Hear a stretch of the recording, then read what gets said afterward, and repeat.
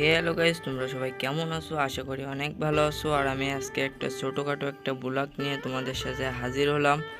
আজকের ব্লগটা একটু অন্যরকম ব্লগ হবে।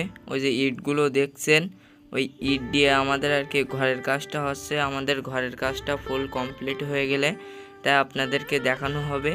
আর দেখেন, আমাদের রাস্তায় কিন্তু ইট পাতিয়ে দিয়েছি আমরা। এইরকম কাদের কাদের ওইখানে এইরকম নিজেদেরই ইট পাতাতে হয়, একটু কমেন্ট করে যাবেন।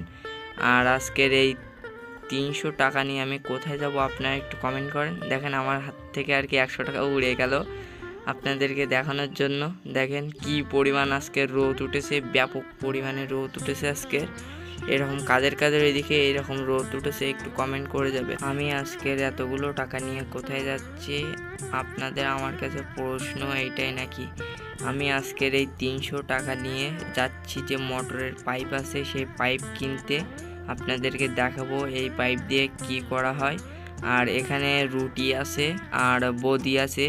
আমাদের বাড়িতে যে মিস্ত্রিটা আর কি কাজ করতেছে সেই মিস্ত্রির জন্য আর কি একটু নাস্তা নিয়ে যাচ্ছি আমি এখন।